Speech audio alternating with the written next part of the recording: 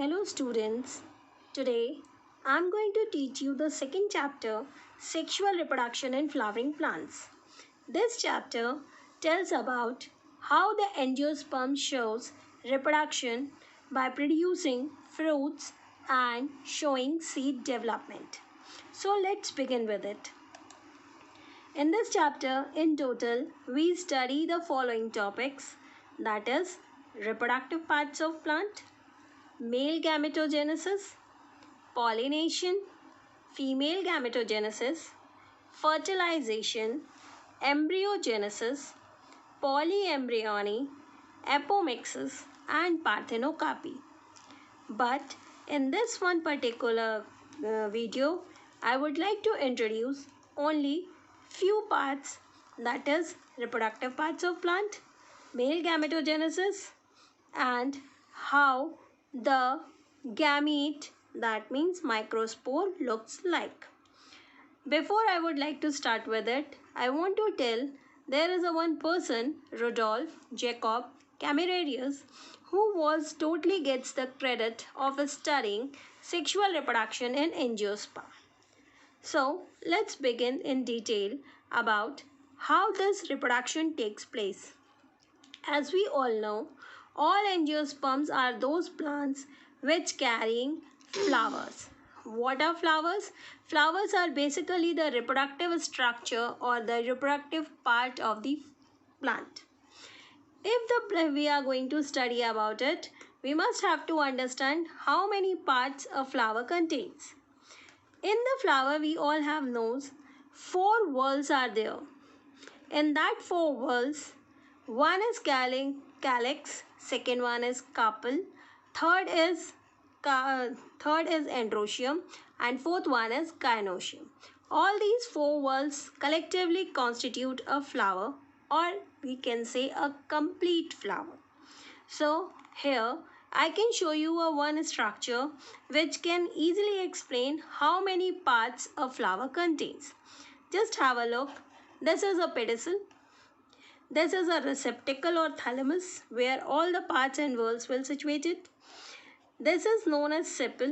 It is a unit of calyx. Then we are having petals. These are the colored leaf-like structures responsible for attracting the insects or different other animals. Next one, we are having a male reproductive part which is known as a stamen. Stamen constitute 2 parts. One is known as anther and second one is filament. Filament is a long tube-like structure and anther is a place where the gametes start developing. Now it's a turn for the female part. Female part is known as pistil or carpel. In that one part, you can easily able to see that the topmost sticky part, this is known as a stigma. After the stigma, there is a long solid tube-like structure which is known as style. This style at the time of fertilization develops a long hollow tube-like structure, and that structure is known as responsible for the development or entry of the pollen tube. Anyways, after that style, the style ends up to a circular swelled structure or a heavy structure in the flower, and that heavy or swelled structure is known as ovary. This ovary on a section in the 11th standard we have already studied that they are containing the gametes, and these gametes are known as ovules. So here it is clearly understand that this is the female part and this is the male part of the flower, which is exactly responsible for developing the complete fruit.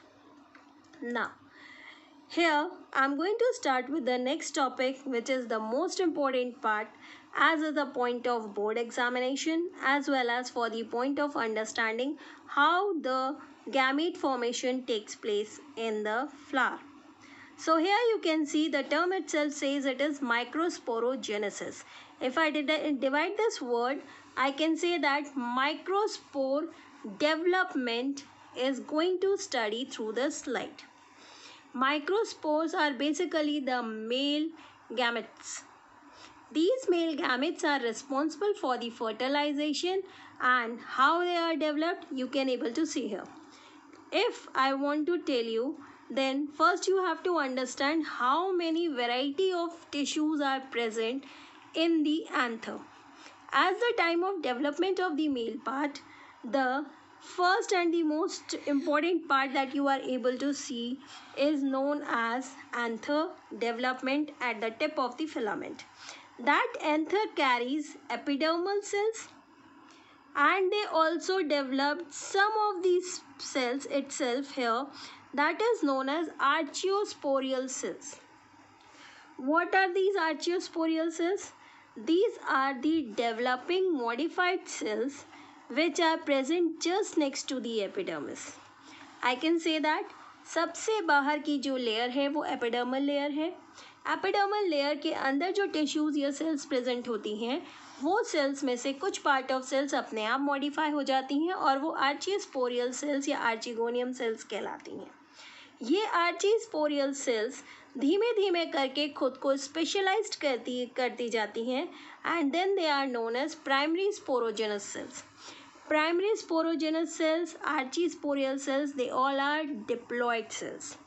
यही sales आगे जा कर के खुद में meiosis के structures को, activities को इनिशिएट करेंगी और finally they are responsible for the development of the gametes.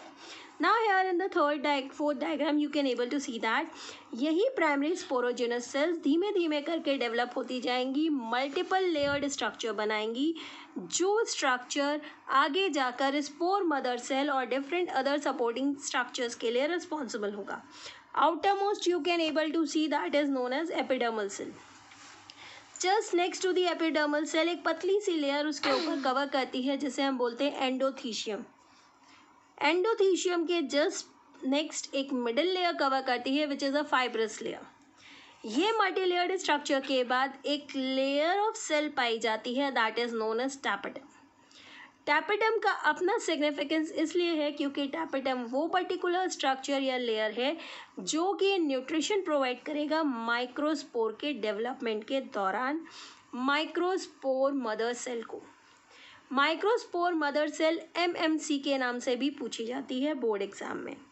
Anyways, spore mother cells यहाँ पे जब तक रहेगी that is diploid in number. Then at the time increases the structure of the anther is also going to initiate.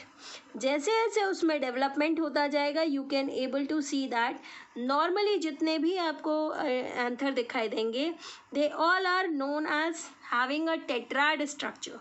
Tetrad means 1, 2, 3, 4. They are diathecous tetrad.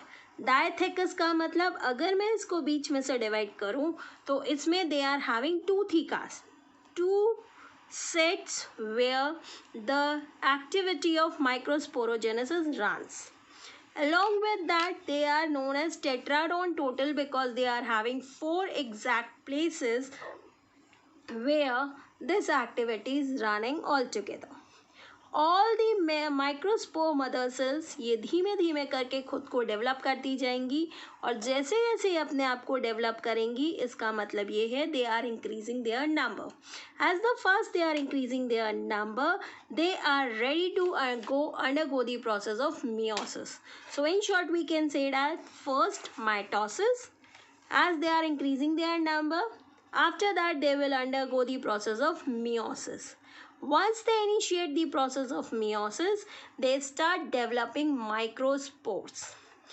Once these microspores start developing, they are increasing their number in the quantity of 4x because जितना एक आपके structure में पाया जाएगा थेका में उतने ही आपके पास 4 layer जो 4 रीजन्स पाए जा रहे हैं जिन्हें हम टेट्राड फॉर्मेशन कह रहे हैं ये टेट्राड्स में भी पाया जाएगा.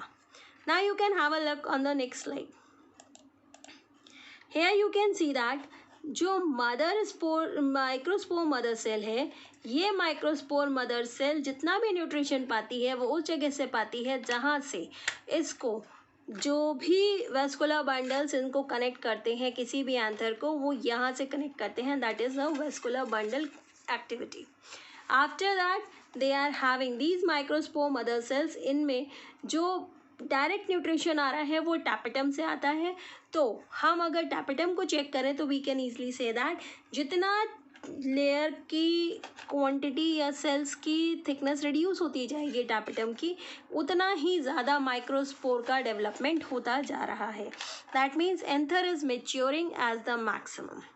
एनीवेज, जैसे ही यहाँ एंथर लोब्स में मेच्योरिटी लेवल इंक्रीज होने लगता है, microspore mother cells start developing into the microspores. जितने ज़्यादा माइक्रोस्पोर्स वो बनाएंगी, they are mostly in a form of tetrad. You can see it in this figure. You can see here microspore mother cell.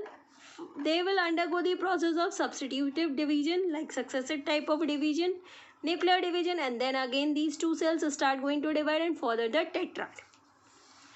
They can also undergo the simultaneous type of a division. That means once they will go for this, then they will go for again this one. So these are the two ways they can show at the time of development of microspore. Anyways, we are in a case of mostly in a case of dicots, or in a case of we can say the most of the angiosperms, we get the structure of and the structure of pollen grains in form of tetrad only.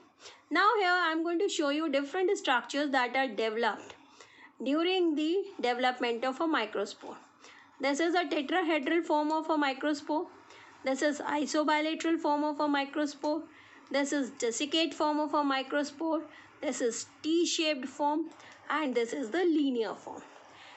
Many varieties of the plants are carrying different varieties of the microspores. But this is the most special activity in microspore, that these microspores do not get degenerate at any of these steps. Why I am telling you this point? Because in the case of megaspore spore development, you can understand a one step, that step out of these 4 microspore from a one mother cell, 3 will degenerate and only 1 will survive. This activity do not occurs in the microsporogenesis. Now you can see that once the microspore is developed, they are numerous in number. I have already told you it is 4x. What is the meaning of 4x? 4x means एक में जितने आएंगे, मतलब एक tetrad या एक आपके theca में जितने भी आएंगे उतने ही 4 times किए जाएंगे. In this way we can calculate the number of pollen grains present in an anther. Now here you can see that what are the cellular components of a microspore. Microspore itself carrying the outer layer which is known as exine and inner layer which is known as intine. Exine has always been made up of the sporopollenin. It is the richest and the thickest structure present in the whole world. After that, they are having this microspore is having inner 2 cells. One is known as generative cell, responsible for the pollen nuclear development, and this is known as vegetative cell, which is responsible to provide nutrition at the time of microspore development or pollen tube formation. Here I can show you one example under the microscope. If you observe, you can see that this is the anther layers and these are the subsidiary cells which are already present near to the this one particular pollen grains. This you can see here clearly in Selaginella. You can see that pollen grains will look like this way inside that particular theca. I hope structure of microspore is now very clear to you people through these slides. I will again come back with the next topic for the same chapter so that we can proceed further to complete this chapter. Thank you and have a nice day.